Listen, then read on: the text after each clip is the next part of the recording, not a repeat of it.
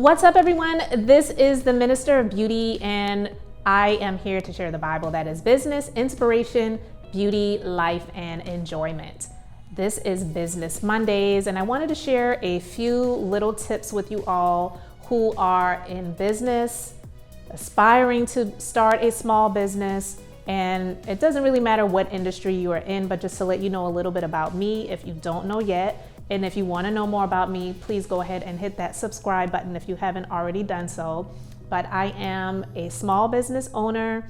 I am a licensed esthetician. I own a beauty business with multiple locations. And I have been in business, in the current business that I am in, since 2008. But I started my entrepreneurial journey in 2006. But when I found what I was going to really be doing, I established that in 2008. I made it official and I moved forward with it. And there are a number of things that you need to do in order to start a successful small business. But I wanted to talk about just a few things that not many people, not saying this is new and innovative, but I wanted to talk about a few things that not many people talk about that you should be doing when you are actually starting your business if you want to start a successful business. Because they often say how you start is how you will end. So if you start things that is just kind of all over the place and there is no real order,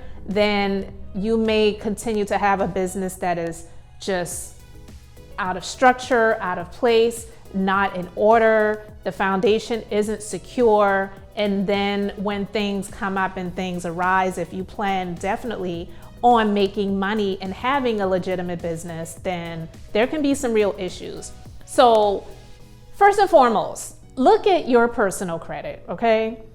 Some people just get this innovative idea and they say, you know what, I want to start a business doing this or making this or selling this.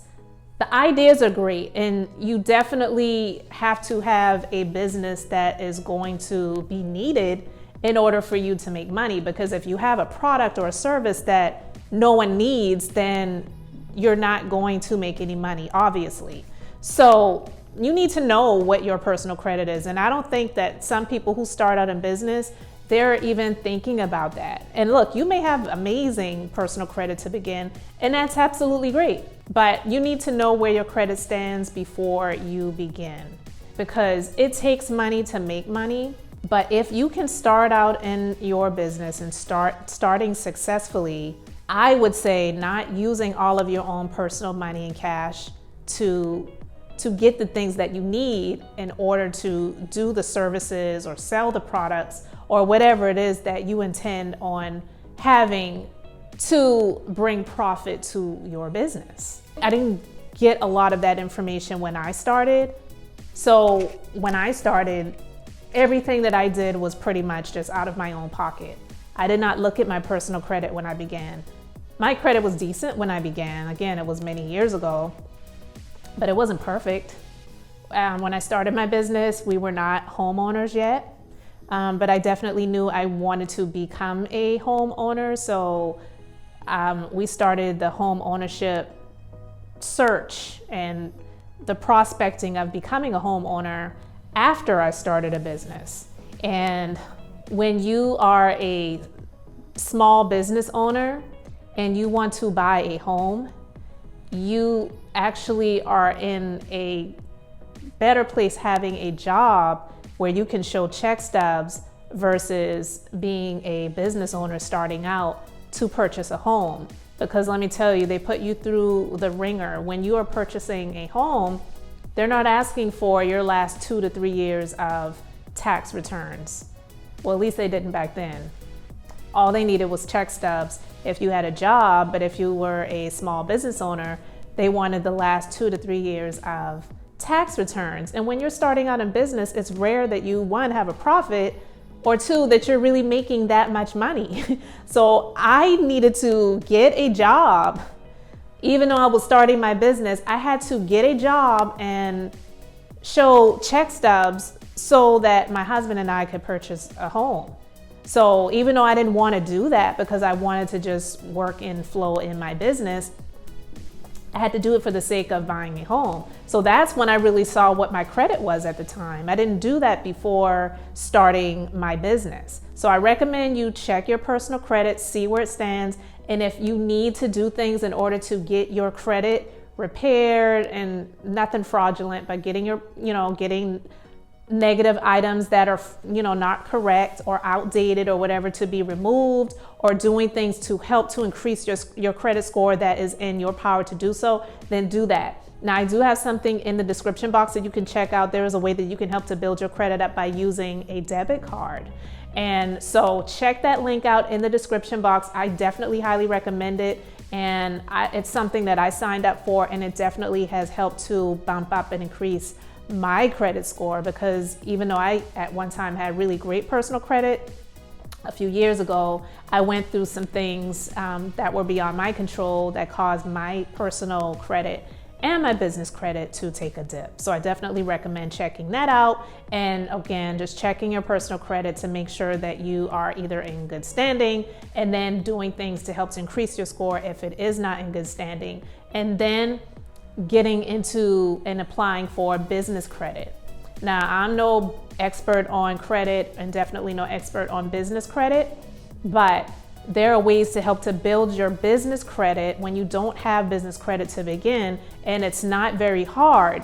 And when you do that, it helps to build your business credit score, and then it helps you to be able to get funding that's going to help you to invest in your business to get the things that you need, okay? So something else that you need to do in the beginning to start a successful business that not many people talk about, which I think everyone should do, is have an accountant. You need to have a business accountant. Most people don't have a personal accountant when you're just working a regular job, or if you have a spouse and you're just working regular jobs. Most people don't have a regular accountant. You just get your tax returns filed every year because it is required to do so.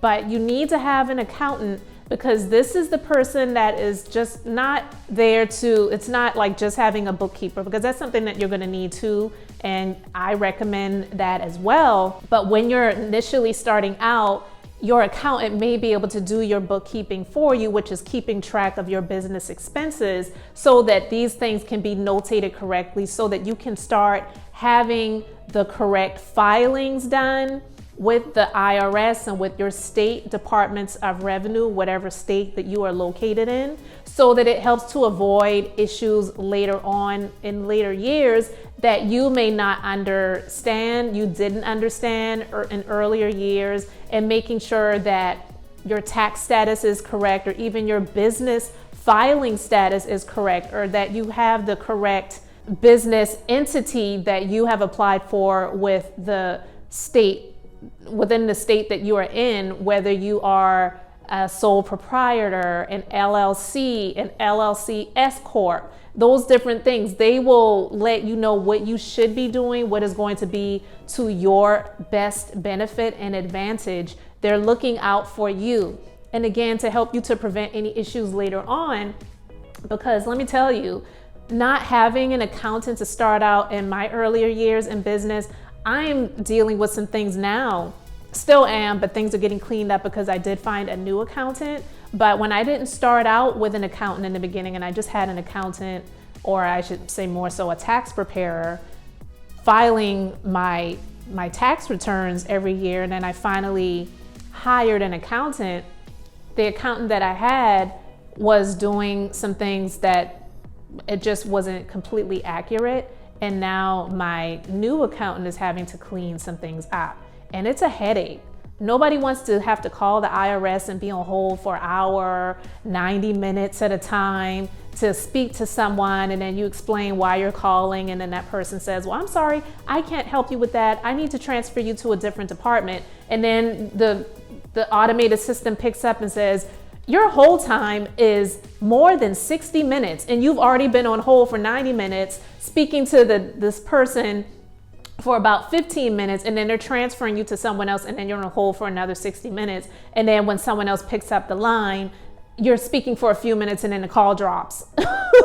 I'm telling you, I've been there, I've done that, I have had it.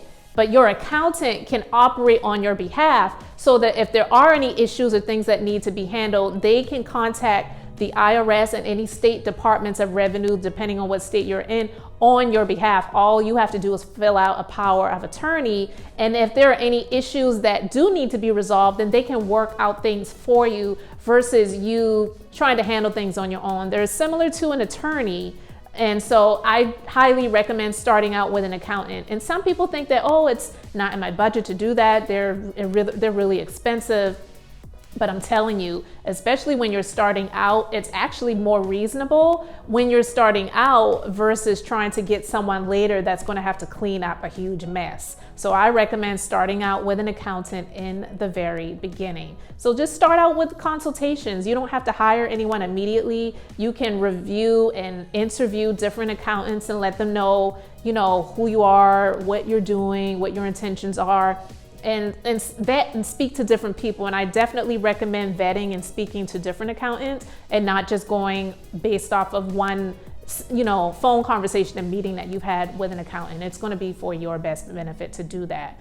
And so starting out with these things to have a successful business, I believe, is some things that not a lot of people talk about. Yes, people talk about getting a website, advertising your business, getting on social media, promoting, all of those different things. But these things I believe are extremely imperative. And they're just a few things that I believe are extremely important to begin a successful small business. But not a lot of people really talk about these things because listen, it's not sexy. It really is to talk about, how you can make your first $100,000 when you first start out in business, make your first $100,000 in 90 days or something like that, then yeah, everybody's going to click on that because a lot of people want things fast and quick and easy. But it wasn't fast and it wasn't quick and it definitely wasn't easy for me when I started in business. But did I make it to the point where my business has made millions? It definitely has. But I've had a hell of a lot of expenses. So do I have $1 million in the bank? No, I don't. No, I don't. But having counsel later on, I wish I did these things sooner because it would have prevented me from making a lot of different decisions and making a lot of financial mistakes and missteps where, at one point my payroll was excessive and it was not that I didn't want people to make a great amount of money, but there should have been some more return for me and for my business versus me just paying all of these different people this amount of money in payroll and for them to just, not everyone, but for some of them to turn around and be extremely entitled and have a huge ego and think that they deserved it when in actuality they didn't. Because let me tell you, the entitlement and the ego is real. And then some people feel that you don't deserve what you have. So if I'm driving around in a very nice vehicle and then people feel that it's because of them that you have what you have, then that's something that needs to go. But that's another video for another time. We'll talk about that in another video. But guys, those are just a few things that I believe is necessary to have in order to start a successful small business. So I would really love to know your thoughts. So let me know them in the comment section. Definitely check out the links in the description box. And if you haven't subscribed yet, please go ahead and hit that subscribe button to watch my other videos and for more things to come. So on Mondays, we talk about business stories, business situations, and business tips and strategies for you to be successful in your small business. So again, guys, I am Elizabeth, the Minister of Beauty, here to share the Bible. That is business, inspiration, beauty, life, and enjoyment. So until the next time, I hope and pray that you all have an amazingly blessed and beautiful day.